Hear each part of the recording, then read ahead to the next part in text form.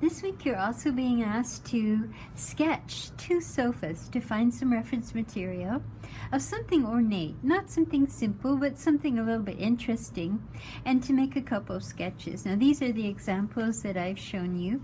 I've drawn this one, I've sketched it out, and I've also sketched this one out. This one in particular is in 2-point perspective, but we're going to be drawing in 1-point perspective. If that happens to you, I want you to turn it around and draw it in 1-point perspective so that it'll make it easier for you when you go about making your final drawing, your refined drawing. Remember what these are for. They're to help you decide which one of these sofas that you've chosen is just the right one to go with the draperies you've chosen, the light fixture you've chosen, and any sort of molding or enhancements you want to make to the fireplace and the bookcase. So I have this other example. Now it too is in 2-point perspective, and I have to change it, and I need to make it into 1-point perspective. So I'll just put that aside here so that I can see it. You may not be able to, but now remember that the idea is to have a gray border around your 8.5-11 sheet, and that you're only going to use half of it for each of the sofas. That we have a lot to get on one sheet, the one side of one sheet of our cartridge paper, so we've got to make do and get everything in. So you might have to reduce your reference pictures. This would be way too big. I'd have to half that probably to include it. So, but I've got now my demarcation. I know where I want to put it. Now I start with my floor plan. So that's always the best way to analyze. Now all of our drawings are analytical. So if I want this to be this long, my chaise is relatively this long to this wide. I also know that fairly far back, I'm trying to measure how far this would be by eye.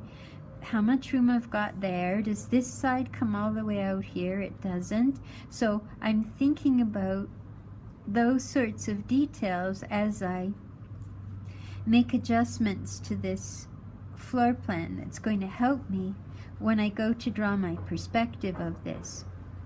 Now there's quite a lot of intricate carving and molding on this, so it's a good candidate for this project. There's a real feeling of depth here, so I'm gonna show a little bit of line to show there's a little bit of depth there. Now I think I'm too long, so that's okay. It's just to give me some information. So there's certain things on the floor plan I can't show. I can't show that this dips in and goes up. I can't. On an elevation facing this way I could, but I don't have that, so I'll have to wait until I do my perspective to show that. But I have an idea now of my proportion, and I'm dealing in 1-point perspective, so I know already that the part that's closest to me is going to appear wider than the part that's further away. So I'm establishing a floor plan idea. Remember that's what we did with our sofa, in our box drawing. We started that way. Then it's just a matter of relating height to width and relative scale. So I know the seat height, well, say if I establish seat height to width, maybe is about like that. This seems like a rather low piece of furniture in terms of the seating area. Now I know this has to appear shorter a distance than this. So, and I'm starting with a simple box. I want it to lie down in space. I don't want it to pop up. So I'm keeping this shallow. This isn't the first time we've encountered this. Remember the cube, we had to keep that shallow. So I've got that estimation. Remember why we're doing this. This is to help us when we draw it on our refined drawing. We want as much information about this sofa, and we've only got one view to look at. So this chaise, we want as much. Now this looks as high as this to me, maybe even a little more. So I'm going to go up So that's how high it is here. I'm going to go up that much and maybe a little more. That's my height now, and I know I'm going to come in some. I'm looking now the distance between here and here for this whoop-de-doo that I have coming up. And I'm looking here, and I know this starts back here. So I'm going to take a fly on this and see this goes like this. And this goes like this, like a roller coaster. It's going around like this, so it's a perfect candidate for what we're doing.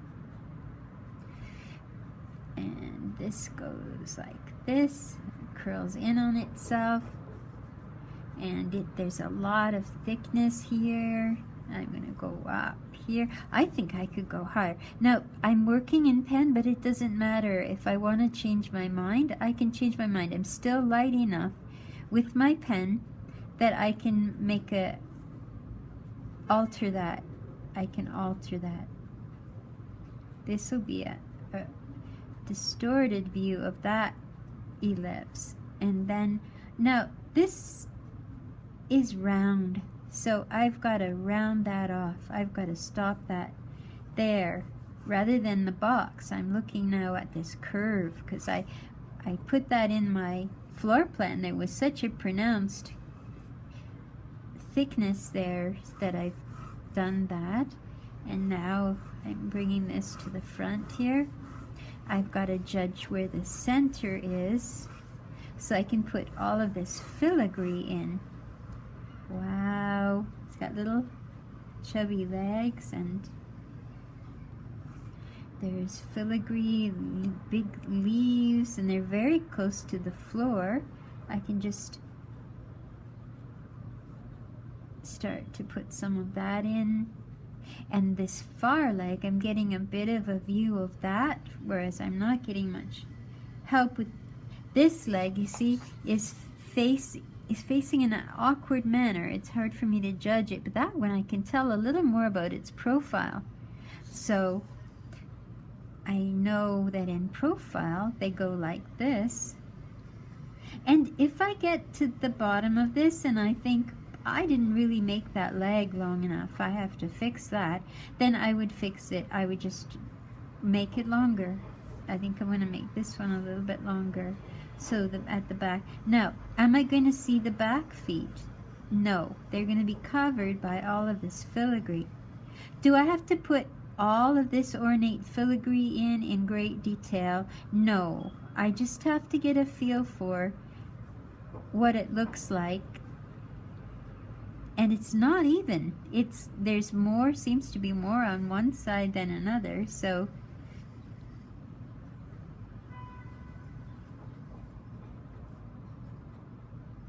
I've got, it's kind of like little paws on the end of this. Goes up here, and then I've got this. Look at there, all the double lines, lines, and double lines. It's what makes it so ornate. That's what ornate means, is all of these fussy details.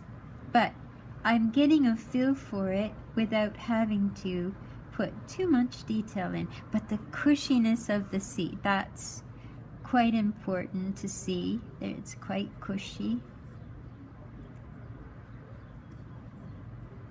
And this plane is foreshortened, so I'm going to see the front. It's a top plane, so I'm going to see the top. This is below eye level, so I'm going to see the top of this as well. And this is quite thick, so I'm going to see the top of this.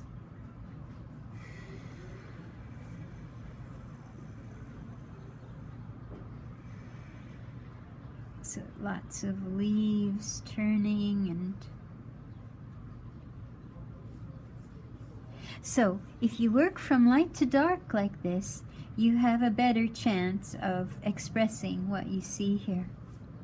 And this is thick, so it would overlap the seat. I can bring that.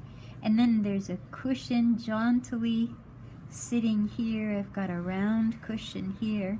So it's not what I'm seeing exactly. I'm trying to translate something that's in 2-point perspective into 1-point perspective, but I'm keeping it loose. I'm not trying to add all the detail that I see, but it's very important to get a feel for it.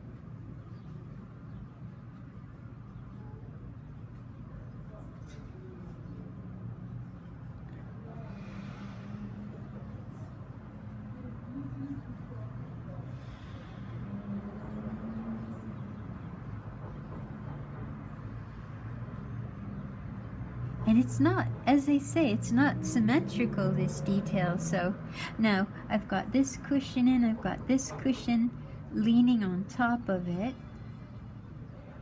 So it's kind of overlapping this way.